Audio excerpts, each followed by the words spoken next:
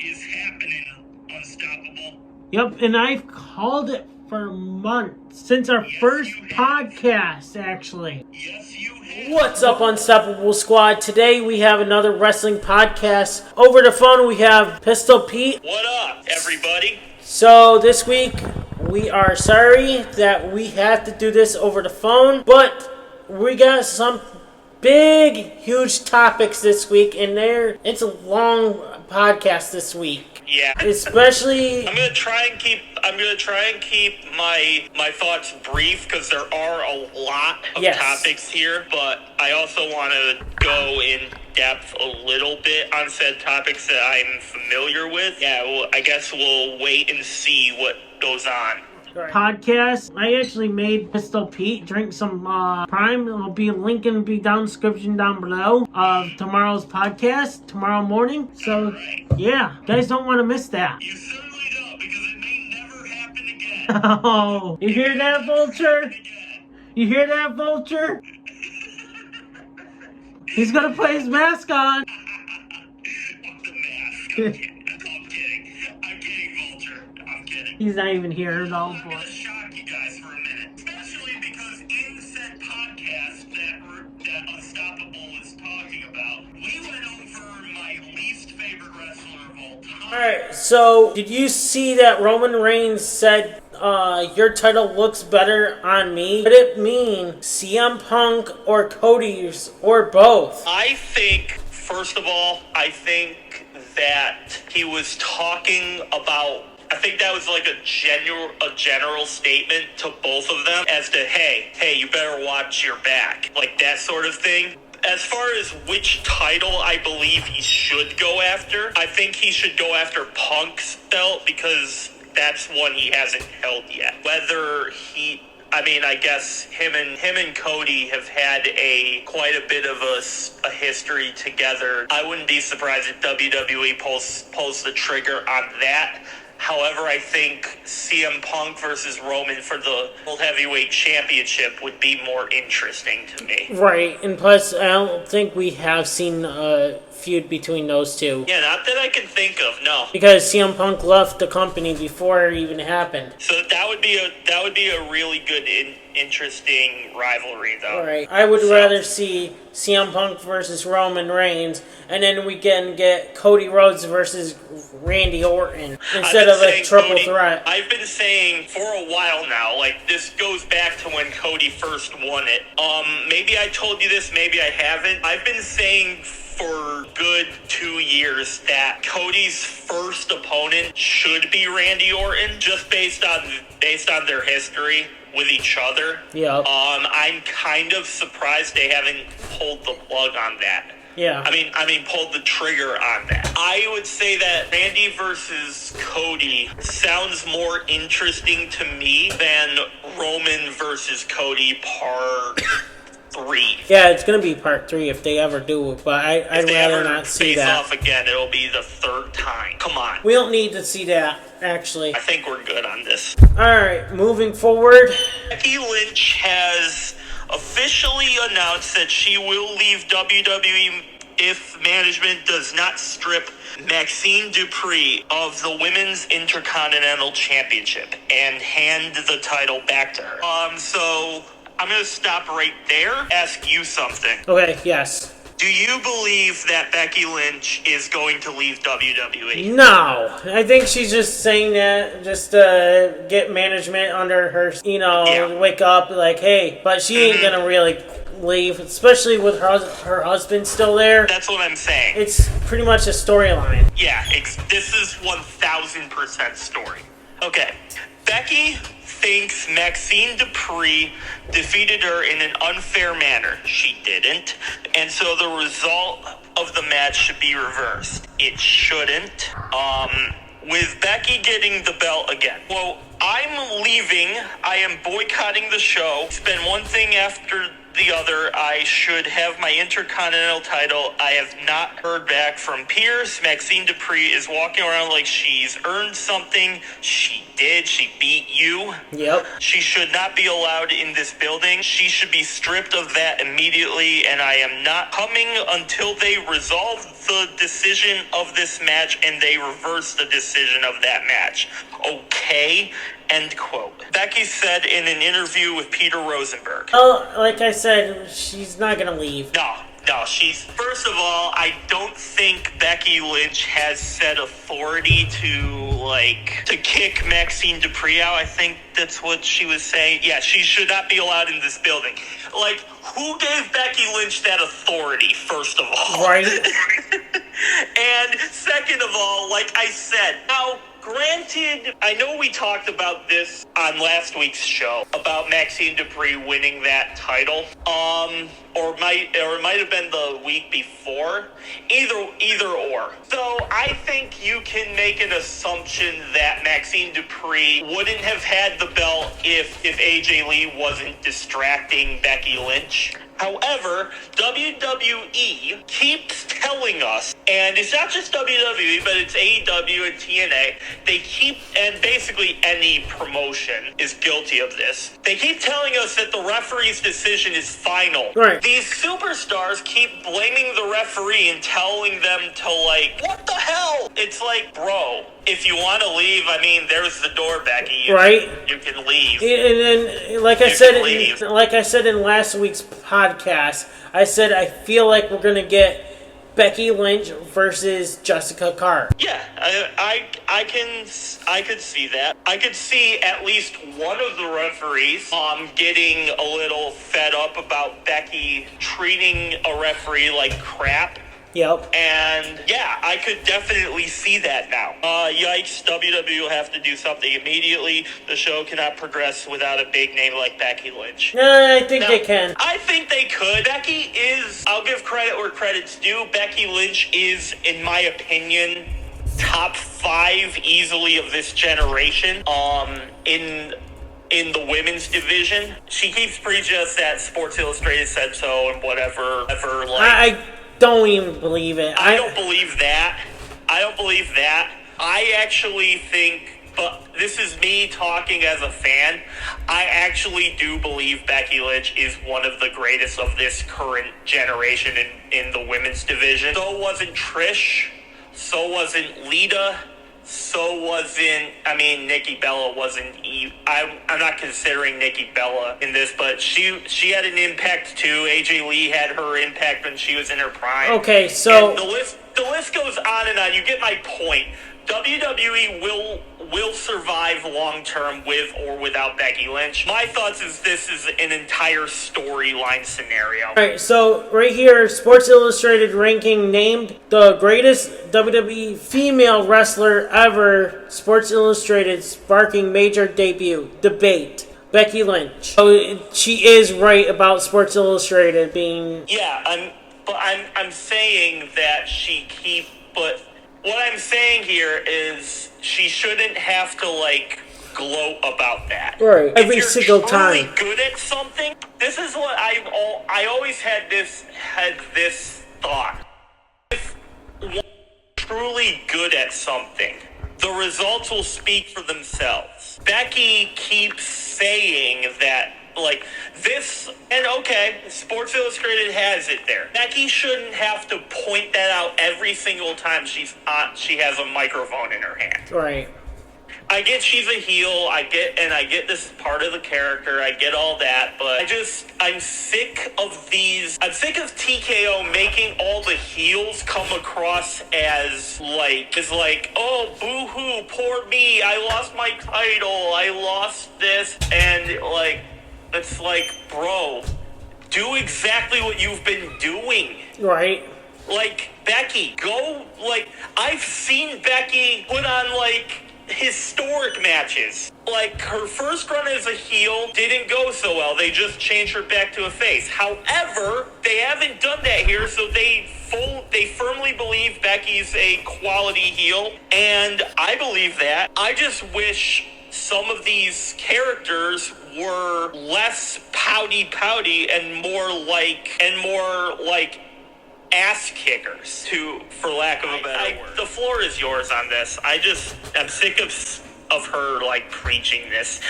Well, I get it. I know where you're coming from. Like, I get you're sick and tired of where they're like, I need my rematch and blah blah blah. I'm the best in the women's division. Oh, I'm the best in the men's division. It's like, shut up. You're not the best. Exactly. I'm sick of that. I'm sick of TKO and I would like to see them try to go up against the past wrestlers that have like the Attitude Era in the old days, you know? I would like to see them try to face those guys. Exactly. Because they wouldn't even last even a minute. No, they wouldn't. Not with this mindset. Our next topic is Jey Uso had snapped because he lost to LA Knight. I did see this. So we could probably definitely see a heel turn coming. Like I've said this before, that Jey Uso could be turning heel. He just didn't pull the plug because of the Survivor Series. Now that the Survivor Series is now over with, they can finally pull the plug. I think, again, we've talked about this topic before. Jey Uso was supposed to turn heel like at said event. I think it makes sense for him to turn after this. Right. And not just that, I think it also makes sense for LA Knight to turn heel too. Yeah, because he hasn't been winning much either, like the big matches. Yeah, but Jey, and the reason I'm bringing up, even though we're talking about Jey Uso here, both LA Knight and Jey Uso have carried this show on their backs.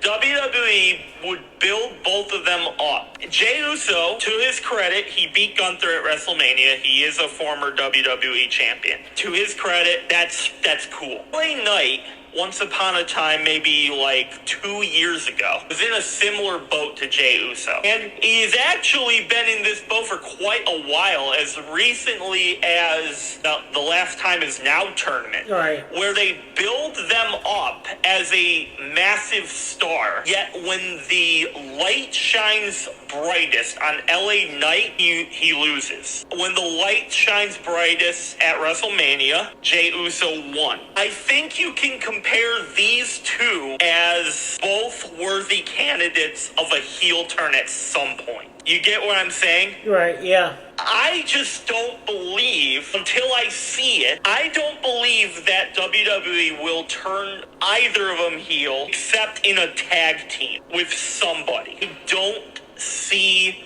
Jey Uso turning heel and WWE keeping Jimmy face. Because we already have had that match. So, and we've already had the Usos as champion. I get that. However, they don't have to necessarily win. They can just feud with other up-and-coming talent. And for LA Knight, I think they should turn him heel, but like Jimmy, I don't see that happening either. The floor is yours. I think they wouldn't turn Jimmy back heel because he just went face. I can't see Jimmy going heel right now. I think it would be great to see Jey go face or heel. I do too. I just don't see it. Maybe that's just me. Our next topic, former AJPW Triple Crown champ holder Joe Doering is battling a third brain tumor diagnosis. Holy shit. Doering, 43, was first diagnosed with a brain tumor in 2015. Missed a year of action. He returned in late 2016 and resumed his career as a regular for All Japan Pro Wrestling. Okay, that's what that stands for. In 2022, second brain tumor was found. Jesus Christ. Yeah. Ending his career. Now Doering faces his third brain tumor diagnosis. And a GoFundMe campaign has been launched by his sister-in-law with additional details. Yeah, that is... This kind of hits home for me, and I'll tell you why. About maybe a year or so ago, I had a friend who was diagnosed with brain cancer, and he is no longer with us. As of June, he died a month before he was scheduled to turn 33. I'm sorry if you're lost. Thank you.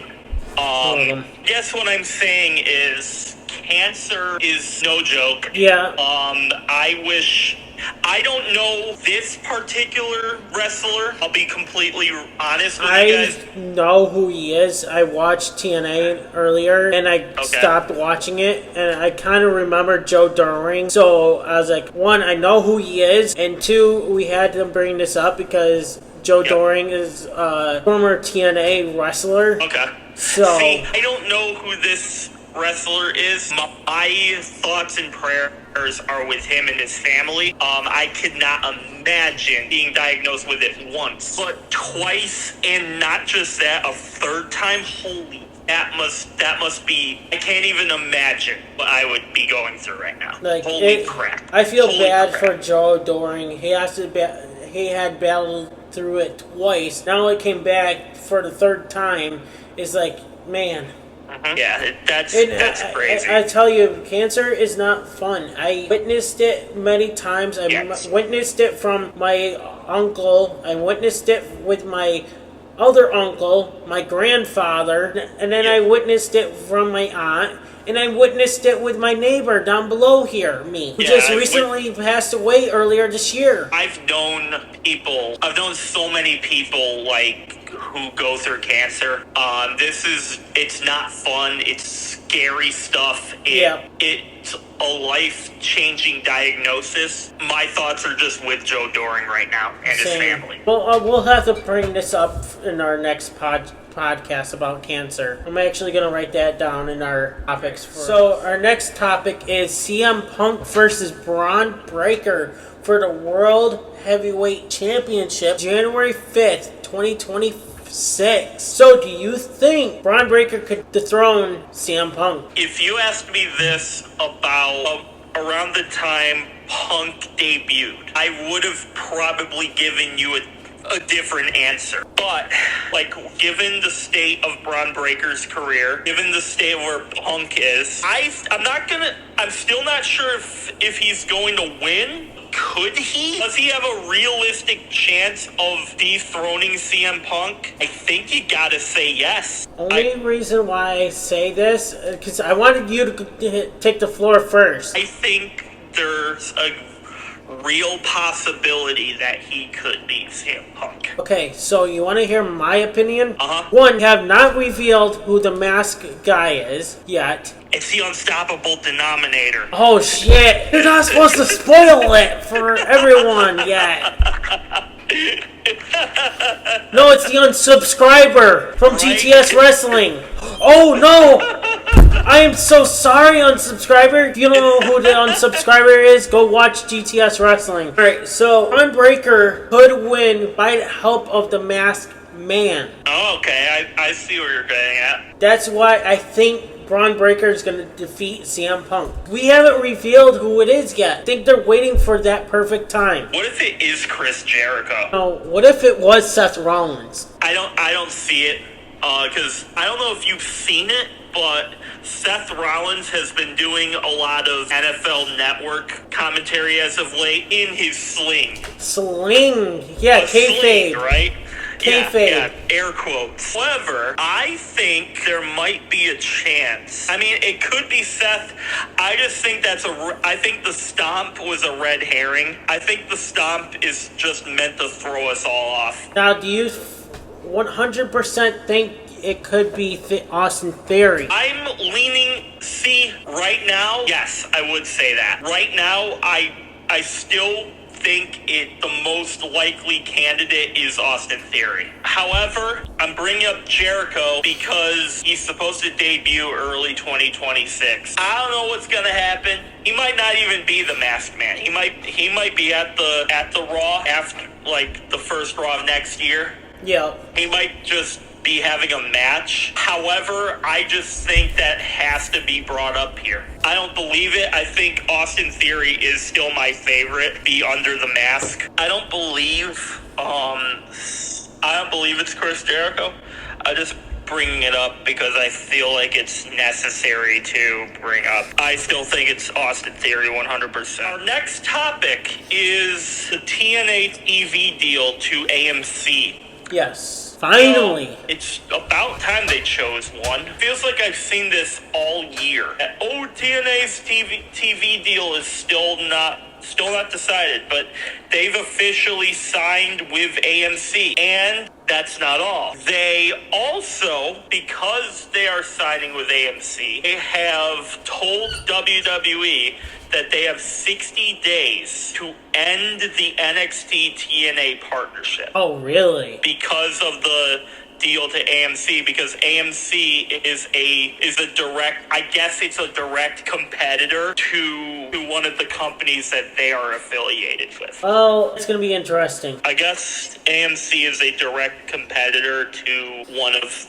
the other companies, either Fox or NBC Universal. But yeah, I think it's as far as the deal is concerned, I think this is a massive deal because it gets TNA on a a nationwide market now. Yeah. Because not everyone has access to Access TV. Everybody who has a basic cable subscription, I believe, does have AMC in the basic plan. So all around, this is a very good deal for TNA. Yeah, same. To be honest with you, now I can finally watch TNA again. Because guess what? I have the AMC app. Oh, okay. Why? It's because The Walking Dead. So now I have purpose once The Walking Dead's gone, once I'm all caught up with watching it and it's all done and over with, I have a purpose to keep the AMC app around. So do you have AMC Plus or the regular AMC? AMC Plus. Okay. I think. I'm not sure. Okay.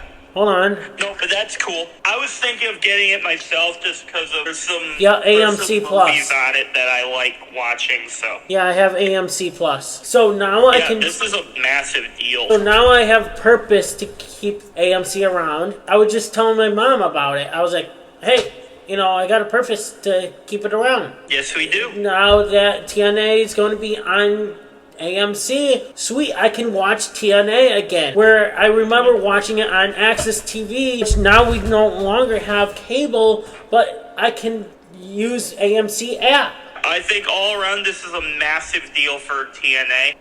And I'm thinking it should be a great time to be a TNA wrestling fan right now. Oh, definitely. And I'll tell you this, I bet you'll be happy to watch TNA again. Oh, absolutely. I mean, I still watch it time to time on Access TV, but like you were saying, not everybody has it. And a lot more people have access to AMC, so yep. This is perfect. This is a perfect deal for them. Definitely. Even if they moved over to a different platform, Peacock or something, Disney Plus. I know, right? Can you imagine?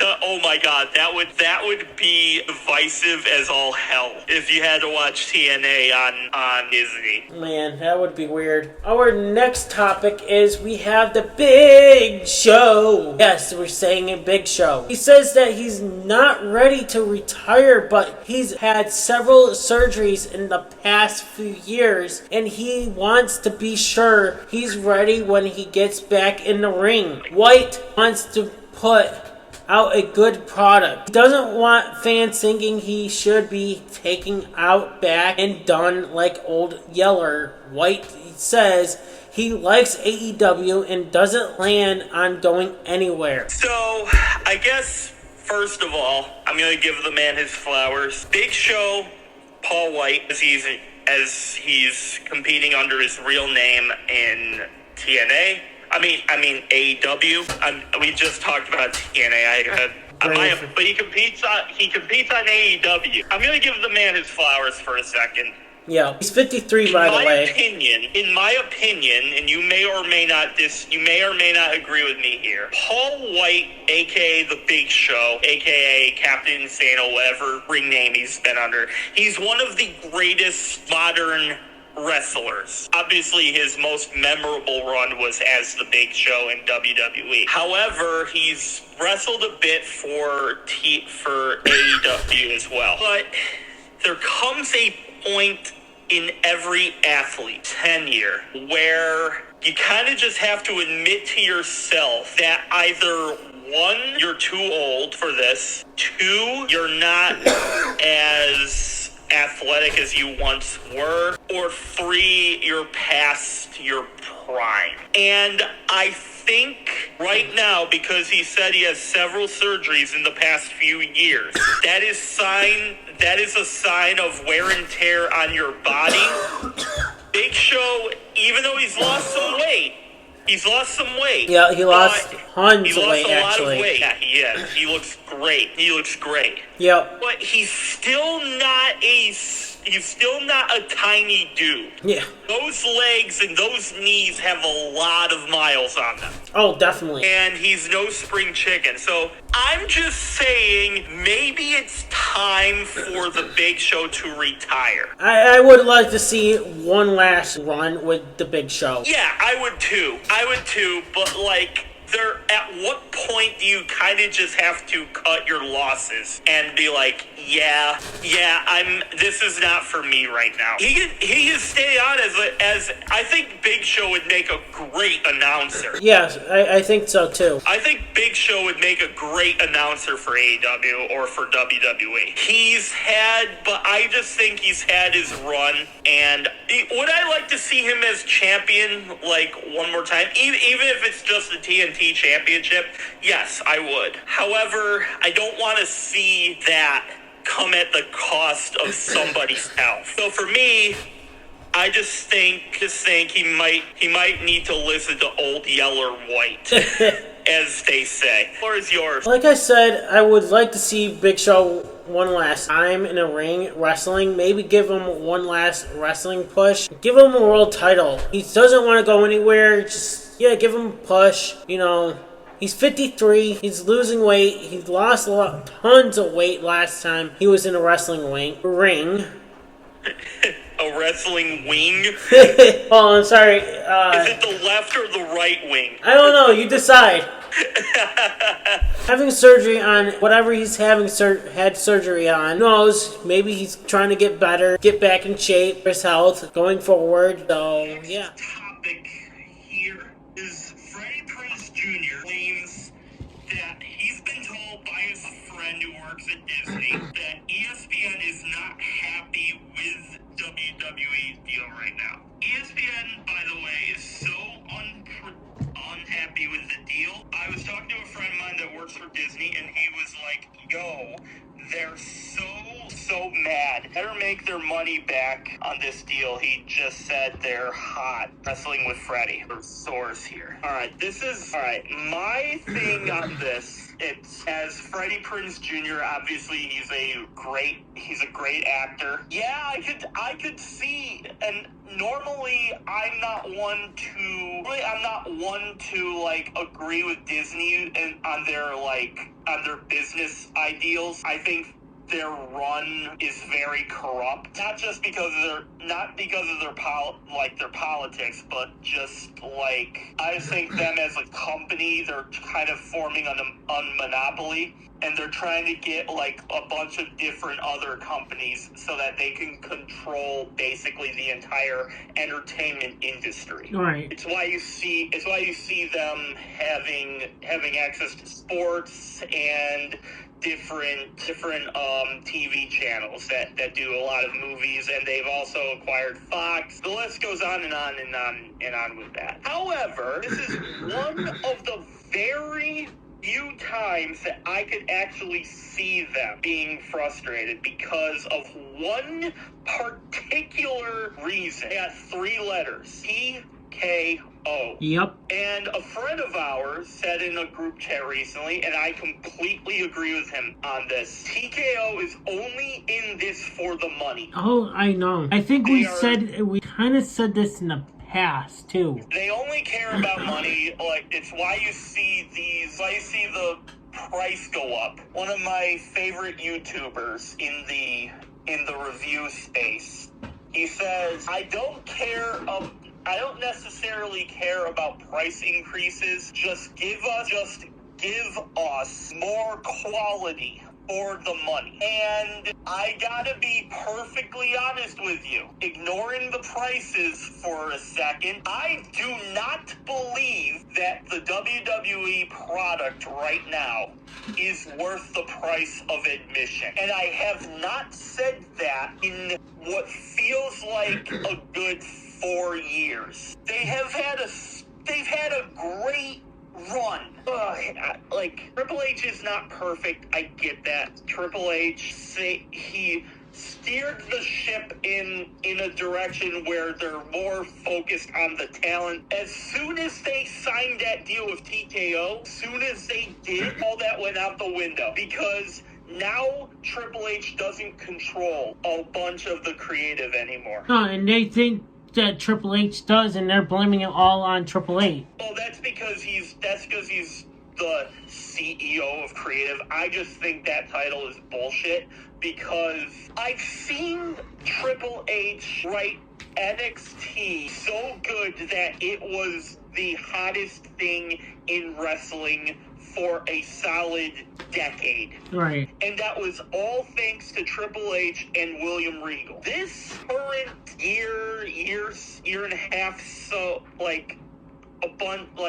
this past year or so, I'm not saying it's completely dead or anything. They still have a chance to save it. However, I think TKO's got to get less involved with the product, because if they continue doing what they're doing, they're only going to alienate the hardcore audience. And once a wrestling company eliminates their hardcore audience, that is where we will see the end of a company. Yeah, right. And I just think, but also part of me thinks it's hilarious because Disney signed the contract anyway.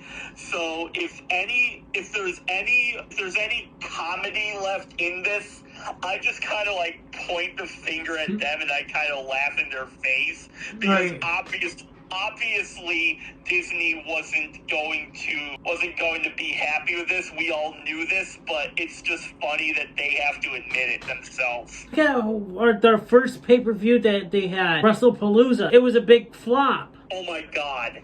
That was Survivor Series War Games is so glad that WrestlePalooza exists. WrestlePalooza is, without a doubt, the the most disappointing pay-per-view of the entire year. Right. Bring the life event. Yeah, they're the same thing at the end of the day. Yeah, I just think it. Part of me, I can see where Disney's coming from, but I just think it's hilarious that Disney is upset because I just think that idea is funny. Alright, our next topic is WWE Library leaving Peacock soon. That was reported earlier this week. Seems like they're trying to eliminate Peacock. No more WWE on Peacock anymore, I'm guessing. So I'm guessing they're gonna put it all over on ESPN or a different platform, which makes no sense. This is why I complain about this in the beginning of our podcast, or not in the beginning, I think a couple episodes after our beginning of our podcast, is that they should have kept WWE Network. Yeah, I agree with that. Boost up the price. Instead of $9.99, they could have boosted up to $19.99. It wasn't that hard, WWE. TKO. I guess what's really shady about this is they still market shit on Peacock. They still market the NXT shows on Peacock. They still market Saturday Night Main Event on Peacock. Is this the entire library going for that? Like you said, the WWE library, does that include NXT, PLEs, and Saturday Night Main Event? Probably, because they didn't tell me what it was going to leave. I guess the whole WWE library, I guess. I guess I'll say this then. First of all, I'm in complete agreement with you. I think the WWE Network, not only was it affordable for what you got, but it also was easy to access. Yeah, there were a few times where it could get a bit buggy. I'm not calling it a perfect IP or anything. It certainly was not. However, it was easy for everything to be in one place. Now, not only do you have to pay for ESPN to get WWE, but you also have to have a cable subscription to watch SmackDown. Oh, and you also have to have a Netflix subscription with the infinite price increases that we hear Netflix doing. It's like every 3-4 months I see another update where either Netflix, HBO Max, or Disney Plus has increased their price. Right, which we will be talking about at Netflix here in a minute. Few Later topics on. down low about it. However, my point is, you didn't have to have like a billion different services to watch WWE. You just had the WWE Network, and it was easy to access, and it had everything there. Can we go back to an era? I'm not even preaching that they should bring it back. It could be Netflix. It could be ESPN. I don't care. I don't care where it goes. I just want one service to have everything. I don't care where it is. It can be ESPN. It could be Peacock. It could be the WWE Network. It could be HBO. It could be wherever. It could be Hulu for all I care. Right, and they could just combine it all in one. Why do we have to pay all these services? Yeah, you guys want us to pay different services, but can't we just have one platform instead of going to Peacock, Netflix? Yeah, it's absurd, and this is part of Not many people can afford shit. WWE, TKO. Yeah, not everybody's a millionaire. Once my mother passes away, I'm not gonna be able to afford this house. Probably not. I'm gonna have to have a roommate. Yeah, probably. I won't be able to afford watching these platforms once my mom passes away. I mean, feelings mutual. This is what I'm saying. At what point do you just put it all on one platform? In a perfect world, this will ruffle some feathers. How about you put New Japan, WWE, AEW, Ring of Honor, TNA, all on one platform? Have it Wrestling Plus, or whatever you want to call it. Right, and then they have a huge library. You just have a huge library of every major brand. Oh, no, we can't do that. That seems like too much of a hard concept. We gotta make you guys chill out like $300 a month. If they even do that, put it all in, all wrestling companies in one platform, right? That price would be up to probably $1,000. They would probably ask for $1,000 a month for it. I'd be like, hell no. Paying multiple different services to get a fraction of a promotion's product. Right, but still, I wouldn't be paying for $1,000. I'd probably say $30 for all of it. Maybe you want to keep the ESPN price for a thing like that. That would be good. That would be a good price for that. Instead you have to pay I don't know exactly the prices, but you have to pay an absurd amount of money just to be able to watch one product. That it should not be like that. I'm not saying it has to be free. I get that businesses have to make their money. Right.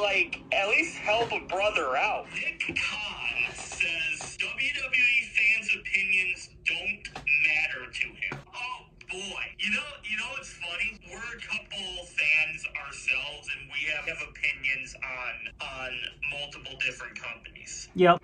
However, I'm not an idiot. I know he's not talking about us particularly. He's talking about in general. Well, here's a question for Mr. Khan himself. So, Nick, do you think you would have an issue with us giving our opinions if they were all positive about how you guys were running your company? Of course you wouldn't have an issue with that. And don't even try denying this. You wouldn't have an issue with fans' opinion if we didn't just glaze your product and say, oh, you're doing an incredible job. Because we're all human beings. We want to be lifted up, but we want to be lifted up spiritually.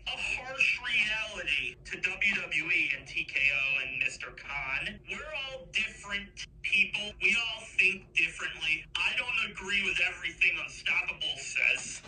Yep. Unstoppable doesn't agree with everything I say necessarily. Right. But we're level-headed enough to where we can respect each other, and we do this podcast for you guys. You guys were running your company good enough. Personally, I'm not saying I would shill out money to you, but I would say I would give credit where it's due. But the reality is, you guys are kind of in a rough spot, and I want to be reasonable enough to point that out to you guys and be completely real and honest and not beat around the bush about what's going on. And I sometimes agree with some decisions you do, but then I hear all this shit about like people leaving the company. Like then you have, different wrestler. We just had Becky Lynch. We just talked about Becky Lynch on this podcast where she wants to leave because of a decision. I guess what I'm trying to say is enough. It's fine to have a different opinion than somebody else. Right. All right. Floor is yours, Unstoppable. What I was want to say is that, okay, so Nick Khan, you're saying that you don't care about anyone's opinions. It's like talking to a YouTuber. You're like, to a YouTuber, me as a YouTuber, us as a YouTuber. We don't care about our fans' opinion on our product. We don't care about your opinion. We don't care. We're going to continue doing what we're doing. I mean, that is and isn't true. We do want to include you guys, in, different suggestions and stuff like that. But it's like, this dude's voice is funny. Or why is this dude wearing a mask all the time? Right. Reveal your mask. Stuff like that. Review your face. Why do we have two guys on a podcast show wearing a mask and one guy is not wearing a mask? Like, come on, take the mask off. Two of us play a character. Well, one of us plays a character. The other one kind of he just came on the show with us. So, we're just people at the end of the day. Right. We do care about your guys' opinions, but WWE don't care about their fans' opinions. Everything that you guys say bothers them. Every little thing that you guys say negatively about TKO bothers them. And here's what's funny. I actually feel bad for Nick Khan to where he even had to say that, because I think Nick Khan is a respectable individual who's just another guy at the end of the day. He has his opinions of his own that his bosses might not agree with. So my theory is that someone above him forced him to say this. Nah, I think he don't care. I mean, fine, maybe he doesn't care either. But my point is, everything, it validates us. Whenever a big time, corporate executive comes out and has to say this, you immediately validate all the criticisms that we give you. So meaning, he knows the product is shit, but he's not gonna do shit about it, because fuck the fans. That's what I get out of this. Lawsuit has been filed against WWE, TKO, and John Cena over the horn arrangement that introduced and played throughout My Time Is Now. The lawsuit claims that the horns in the intro and outro used in Cena's theme music were copied from a 1974 cover recorded arranged by Canadian band leader, the late Pete Schofield. The complaint was submitted by Schofield's daughter, Kim Schofield, who says she now owns the copyrights to the record and the music, she says, in the original arrangement. Who cares? I tell you, a lot of people use freaking little horns or gongs or whatever in every freaking music. So every freaking musician's gonna sue another musician for using something else of their fucking music?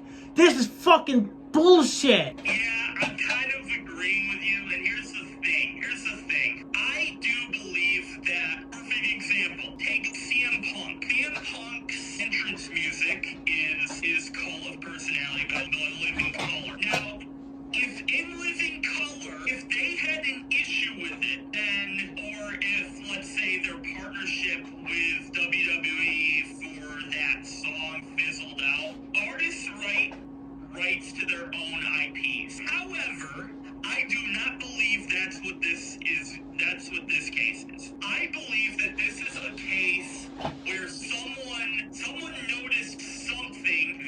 Hold on.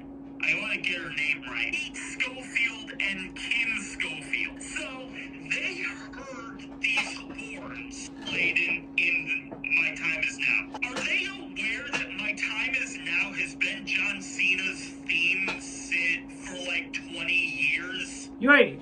And they just realize they're complaining about it now? They're complaining about it now when he's about to retire. And if John Cena is...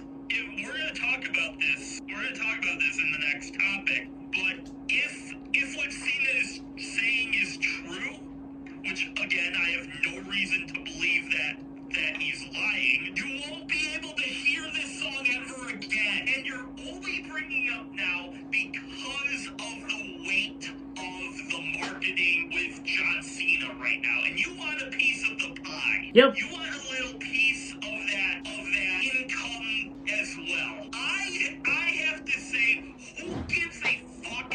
Let John Cena wrestle his last match, and then everybody will forget about this. But no, even if he does make his appearance again, you know he's going to make his appearance next year for Hall of Fame, because he's inducted into the Hall of Fame, so his music's going to hit through that. Right, but I'm saying, like, you'll never, like, in terms of it won't be on that long. It'll Right. just be like a 10-second, it'll be a 10-second clip of that entrance music. It's It'll not, be the entire entrance. but still. Yeah, this is bullshit.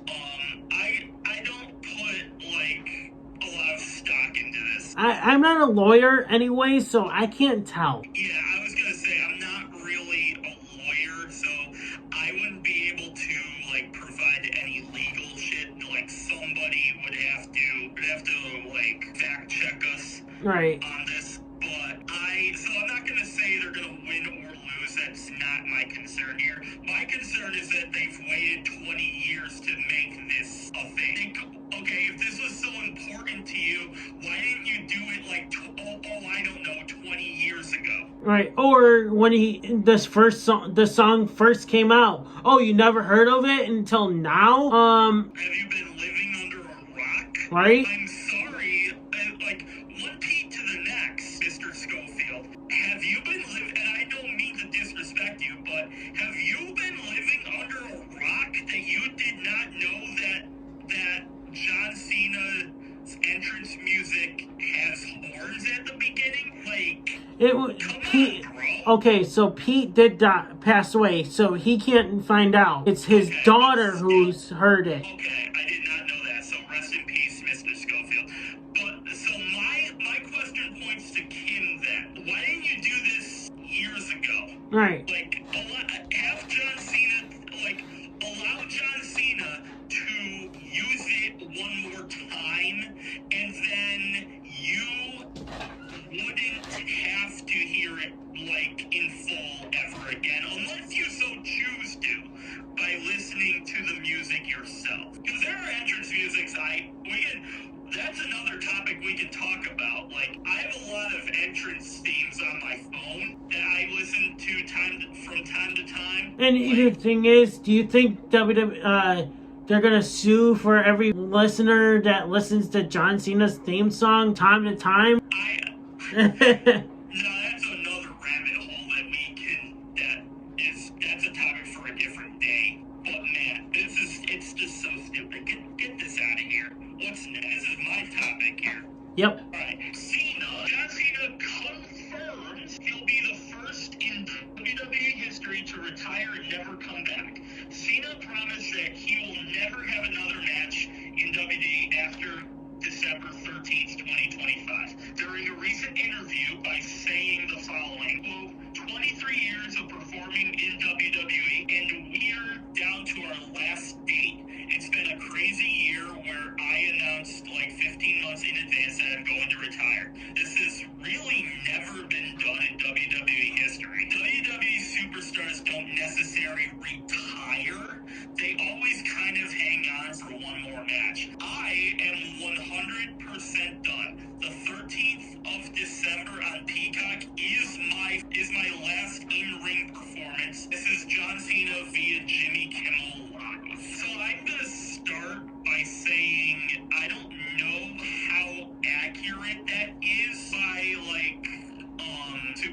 Cena's not ever coming back, because there have been names that have retired and I've never heard from them again. Right. I'm not one to confirm or deny that. However, I do believe John Cena here. I think John Cena is without a doubt the greatest wrestler to ever step into a WWE ring. And I also think, as far as this retirement tour is concerned, and this is where I have to throw it back to a few topics before, where I think Triple H and TKO and Nick Khan have all been, they say they've been working with John Cena all the time, right? You see it at it seems like after every major PLE, Triple H comes up on screen and says, "Oh, this is all John Cena's idea. He's one of the best ever doing this. We want to make sure it's done right," or something along those lines. No offense and no disrespect to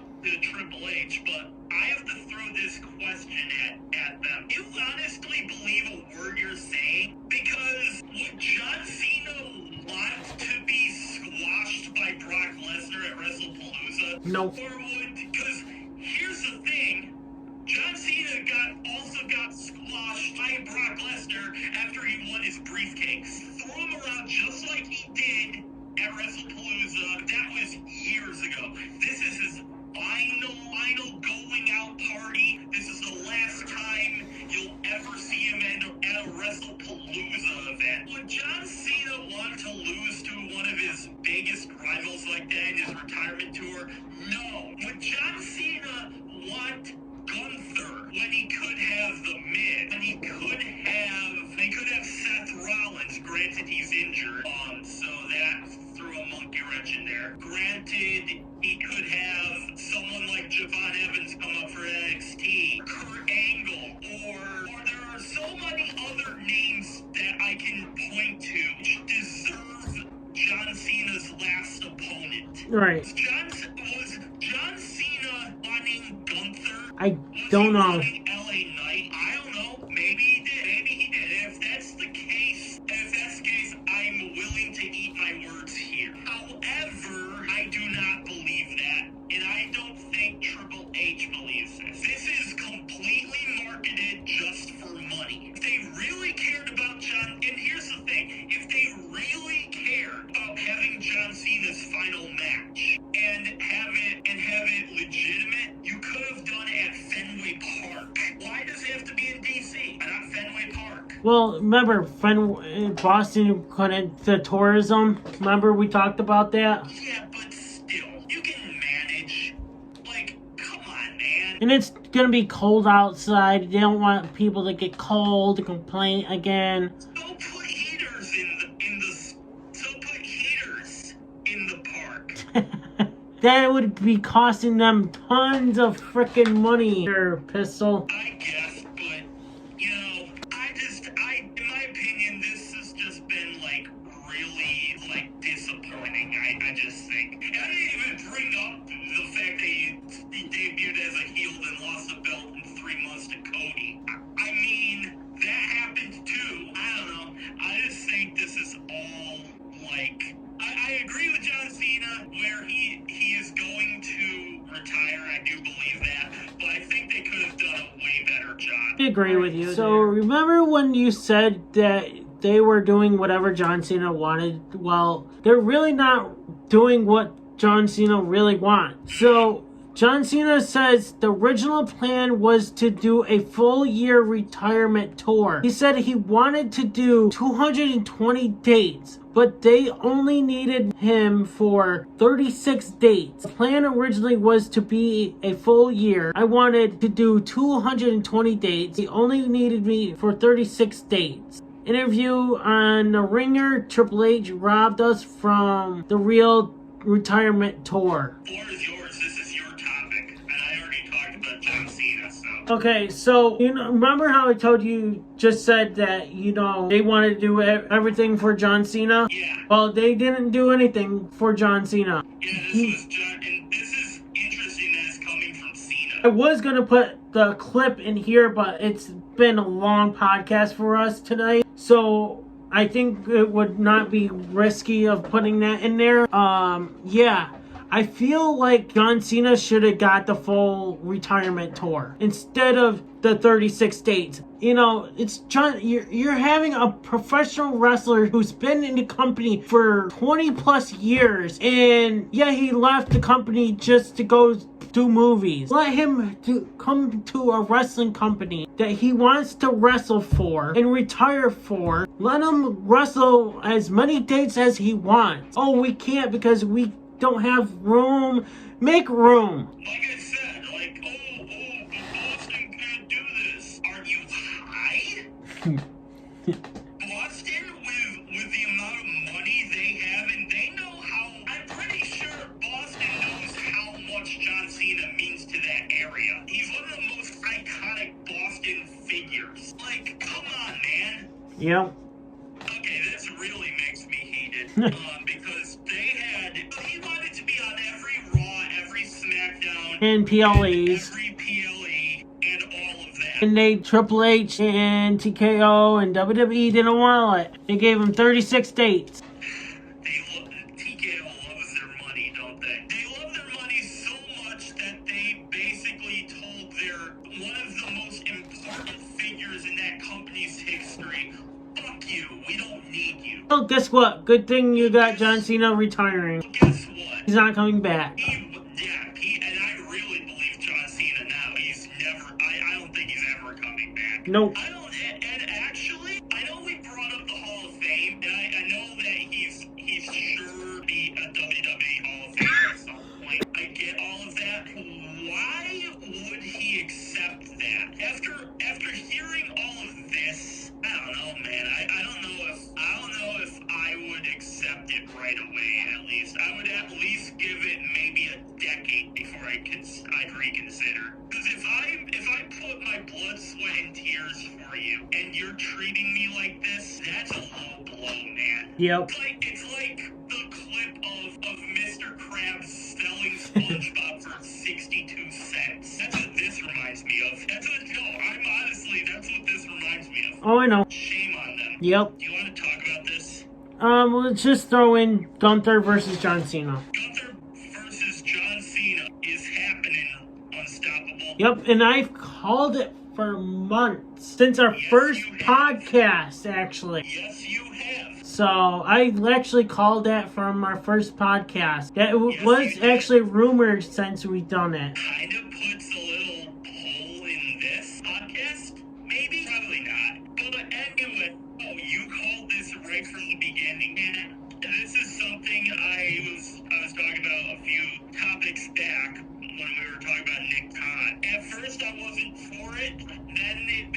Then Gunther got revealed and I'm like, holy shit, Gunther's going to win this entire thing. And he did. I wanted LA Knight. Well, I feel like we're gonna see. I feel like we're gonna see John Cena possibly tapping out. I don't think so. I'm thinking John Cena wins. You think? Yeah, I think Cena wins this because there is no Intercontinental Championship on the line. True. But I also feel like, you know what? John Cena could win. I see him picking up Gunther, and they look at each other and nod and shake hands and hand the torch over to Gunther. And my coworker says he don't think that he will hand over the torch to Gunther. I don't think so either. I think he should.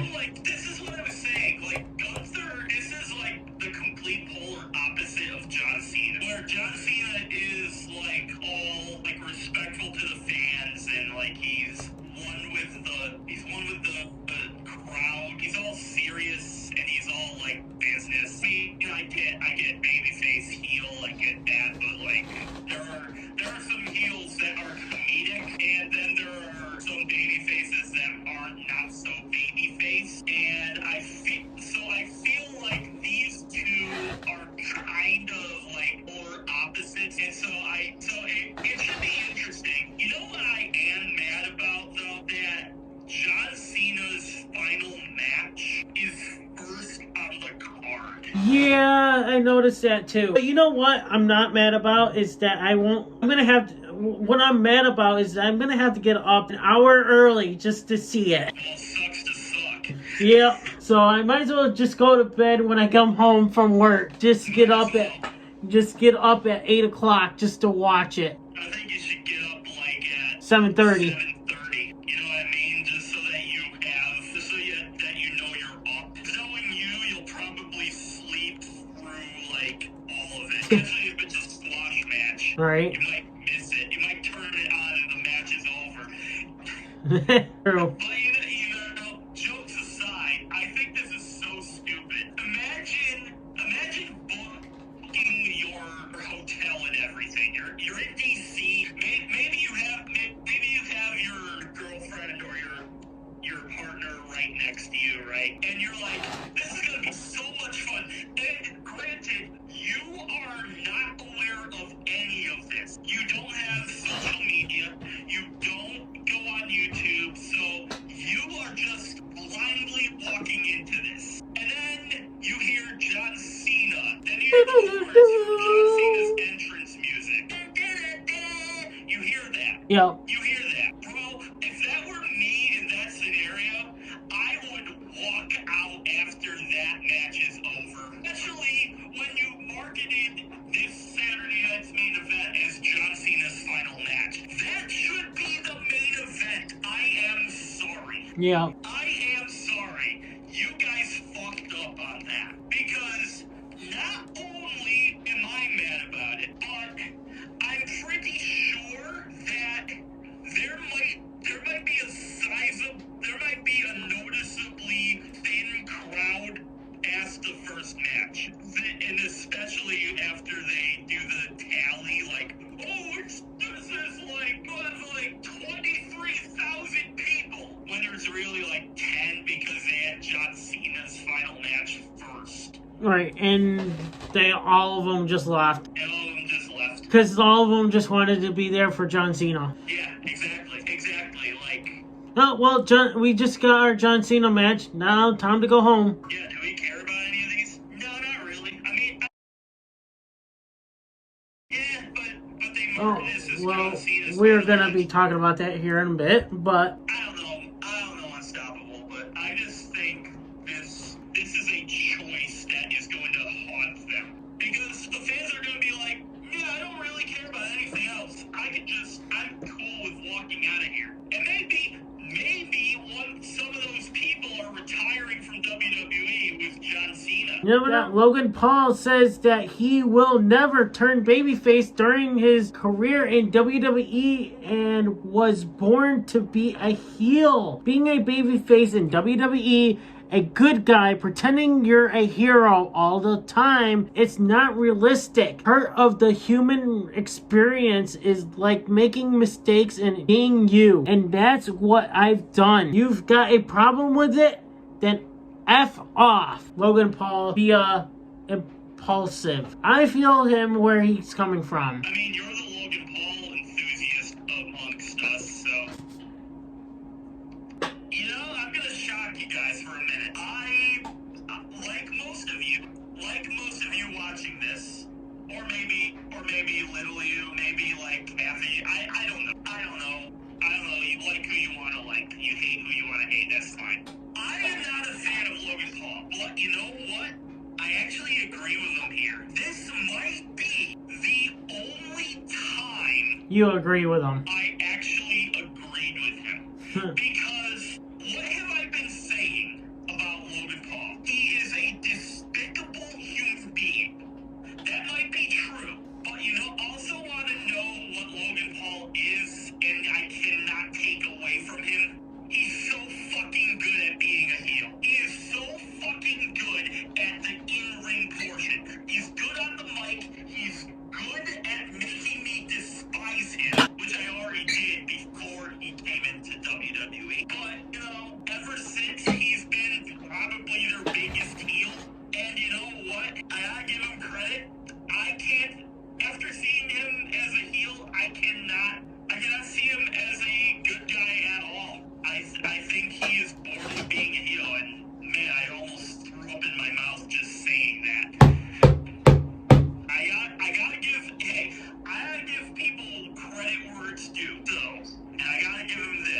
Yep. It's probably the only thing I'll ever agree with him on. Keep being a heel, Logan. Just keep doing it. Definitely. Netflix confirms an $82.7 million. I heard it was billion. I don't know. I heard it was in the billions. I don't know. This is what I saw. Anyways, $82.7 million deal to acquire Warner Brothers Discoveries. And with Netflix already investing huge in WWE, there's no guarantee they'd want another wrestling company competing on their platform. If AEW doesn't fit Netflix's evolving strategy of big global brands and streamlined content, Tony Khan may be forced to find a new media partner or rebuild AEW's entire broadcast model. Okay, first of all, I saw this yesterday. AEW, even with the Netflix deal, AEW is under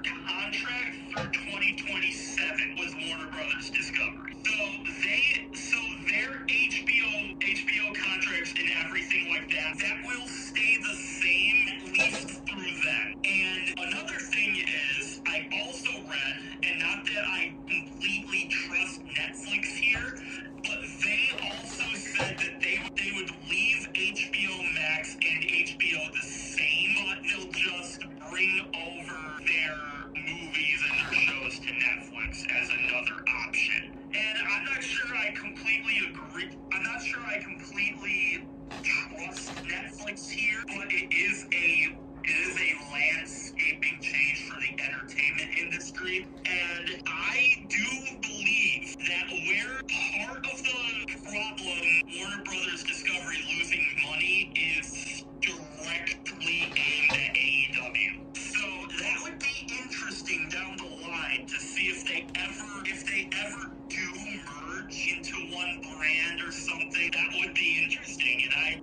maybe Tony Khan would be forced to leave. Who knows? Because they can't work with WWE. Right, you never know. WWE could leave because they're not gonna be happy with, AEW. I don't think Triple H cares about AEW. I don't think anyone on the TKO board cares about AEW. But what I do know is what I know. And what I know is that Tony Khan has an issue with WWE. And if they are forced to go over to Netflix and be a direct partner slash competition with WWE, that could ruffle that boardroom. That could ruffle Tony Khan's feathers, and that would be, I would actually tune into AEW to watch that. Definitely. Just to see his reaction. Just to see Tony Khan's opinion on AEW post 2027. I don't know. Okay, do you have anything to add? No. Alright, Stax knocks out Santino Marella and becomes the new TNA International Champion. So what happened was he became the new TNA International Champion. Then after the match, he knocked out Santino Marella after a fight broke out, I guess. I don't know. I don't know what happened after. All I know is he knocked out Santino Marella. That's interesting. And Santino Marella says that there's going to be a steel cage match between NXT and TNA. Okay, you better tune into that, because it might be the last time we see NXT and TNA in the same arena. Because again, with the new TV deal at AMC has given WWE a 60-day window to cease and desist from sending NXT talent over to TNA. Which will be interesting. That will be interesting. However, Stax wins the TNA International Championship. Good for him. He's a right up and coming talent, and I'm sure he'll do a fantastic job as the international champion. As long as he can. As long as he owns it. Well, as he can, because remember, it's 60 days. Yep. So he might be. That title might change hands really quickly. He can hold it for probably 2 months. What if he doesn't lose it? There's gonna be a big issue. That'll be crazy. Right? Holy shit, if he doesn't lose it and he takes it to WWE, or he would be forced to void his contract with NXT just to or something will break out. So good for him though. Right. I'm happy for Stack. Next topic: Mercedes Moné was defeated by Red Velvet. And Red Velvet becomes the new and a two-time ROH Women's World Television Championship. Can I mention this? I did mention that is this a downfall after her didn't pick up the 13th belt or the 14th? Was it going to be a downfall? And here we go. I believe we talked about this in a previous topic, but I do believe this could be the start of a landslide event for Mercedes Moné, as she can't hold on to all those titles forever. Kenny Omega held all his titles for I think about 6 months or so. Where he did a similar thing a few years back, where he was starting to collect different championships. I think Mercedes wants to like one up that, and all I can say is good. I hope she loses them all within the span of like 2 months. Good. I hope she loses them all. And you know what? She snapped on a fan saying that, like me or you, saying that this was the downfall of her championship losing streak. I agree. I think this is the beginning of a landslide in defeat for Mercedes Moné. Yep. She don't think so, but honestly it is. So Oba Femi was facing Ricky Saints for the NXT Championship at Deadline last night. And Oba Femi won the NXT Championship and now gets to face Cody Rhodes at Saturday night's main event this weekend, Saturday night's main event, where John Cena retires fully. Is that match for the championship? I don't think so. I think it's just going to be Oba Femi versus Cody. Remember, Cena did say he wanted to see NXT stars, the up-and-coming stars and stuff. Yes, he did say that. So... well, here's the thing. Okay, here's the thing. Is Oba Femi a main event talent? Definitely. I agree. I think Oba Femi is ready for the main roster right now. Yeah. If the WWE draft started tomorrow, I would draft Oba Femi #1 without even thinking about it.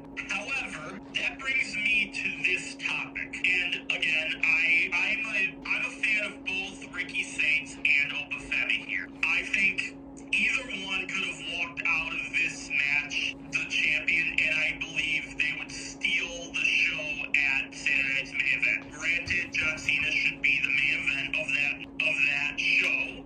Yeah. However, it is what it is. And the fact that Oba Femi is a main eventer, that we both agree that he is, why wouldn't he win the NXT Championship back if they're bringing him into NXT? WWE Creative thinks that, someone has to win the NXT title just to face Cody Rhodes. No, that shouldn't be the possibility. It should be whoever is I would have done okay, Oba Femi, I want you to face me. Ricky Saints, I want you to face me. Triple threat match. It would have worked out great. And the winner of that faces Cody. I don't know. I think champion versus championship is definitely interesting. I definitely look forward to this match. Even though it's not even on the line, but still. But I'm looking forward to whenever this takes place. Right. But the thing is, I don't think Oba Femi should have had the championship. I wanted to see Oba Femi. I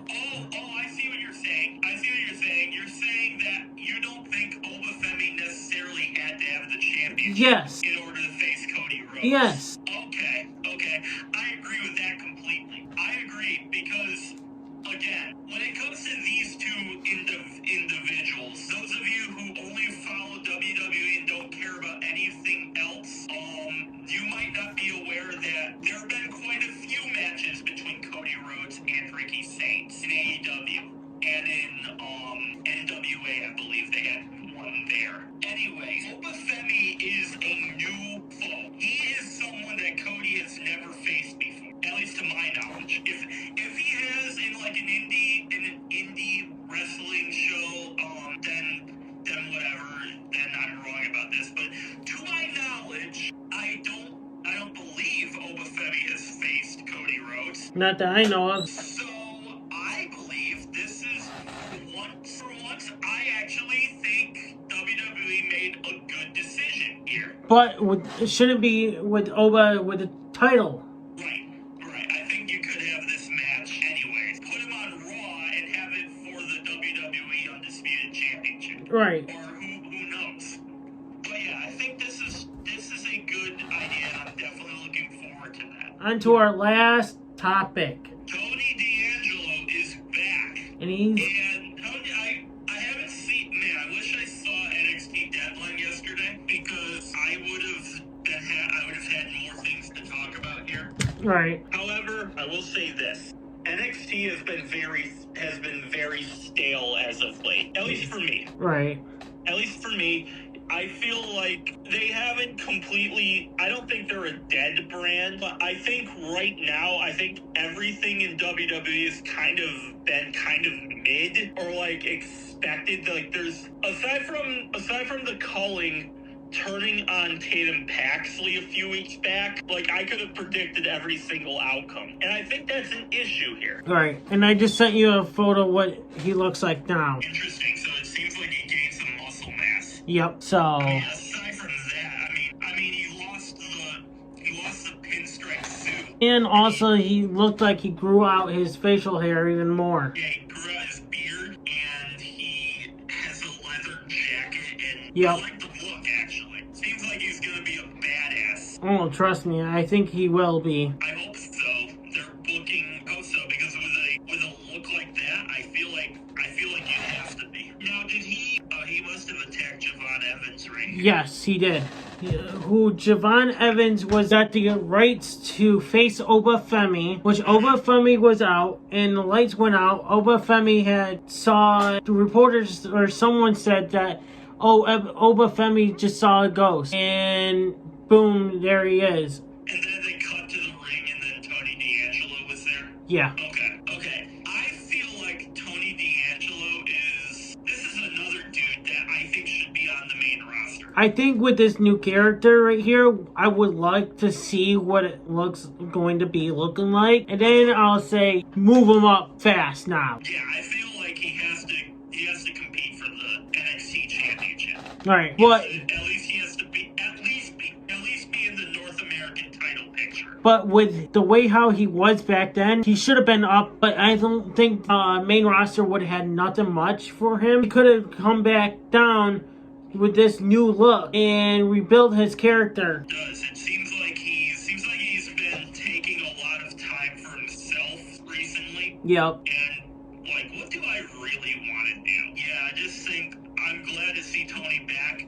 NXT needs a character. NXT needs Tony D'Angelo right now. Definitely. And especially over the past couple of years that he's been like the guy in NXT. I feel like Tony D'Angelo is one of the 5 most iconic, or like not necessarily iconic, but like recognizable athletes to someone.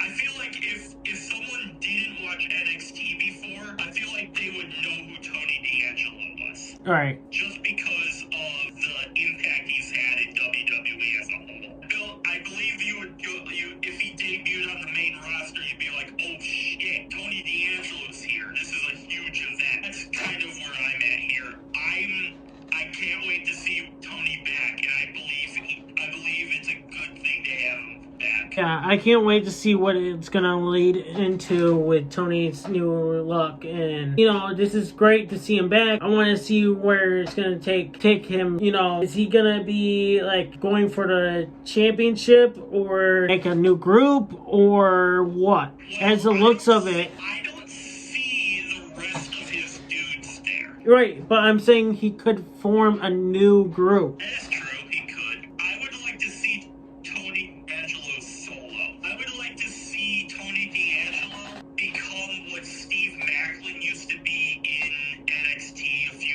years ago, where he is straight up like badass type character. Right. And NXT needs somebody like that, aside from Oba Femi, because we all know Oba Femi's Oba Femi. But I feel like having Tony back, that'll